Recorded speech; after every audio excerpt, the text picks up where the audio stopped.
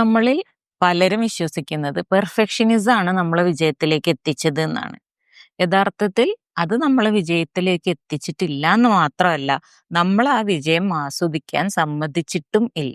ഒരു കാര്യത്തിലും തെറ്റുപറ്റാൻ പാടില്ല, എല്ലാം വളരെ പെർഫെക്റ്റ് ആയിട്ട് ചെയ്യണം എന്ന് നമുക്ക് എപ്പോഴും ഒരു ചിന്ത വരുന്നുണ്ട്. നമ്മളെ ഓരോ ചുവട്, ഓരോ കാര്യങ്ങൾ ചെയ്യാൻ തുടങ്ങുമ്പോൾ അയ്യോ ഇത് പോരാ എന്ന് നമുക്ക് തോന്നുന്നുണ്ട്.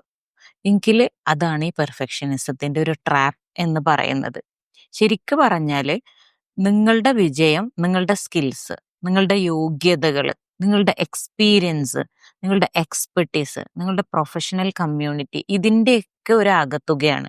അതല്ലാതെ നിങ്ങളെ കുഴിച്ചു മൂടാൻ നിൽക്കുന്ന ആ പെർഫെക്ഷനിസ്റ്റ് എക്സ്പെക്ടേഷൻ കൊണ്ടല്ല ഈ വിജയങ്ങളൊന്നും ഉണ്ടായിരിക്കുന്നത്.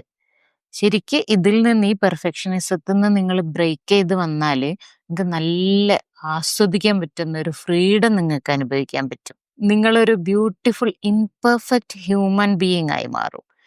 അത് നിങ്ങൾക്ക് തരുന്ന സന്തോഷവും സമാധാനവും ഫ്രീഡവും മാത്രമല്ല, നിങ്ങൾക്ക് ആ കണ്ണിലൂടെ മറ്റുള്ളവരെ കാണാൻ കൂടി സാധിക്കും. അപ്പോ ഇനി മുതൽ ഈ പെർഫെക്ഷനിസം മാറ്റി നിർത്തിയിട്ട് ഈ സ്വാതന്ത്ര്യത്തോടു കൂടി ഫ്ലൈ ചെയ്യാൻ, പറക്കാൻ നിങ്ങൾ തയ്യാറല്ലേ?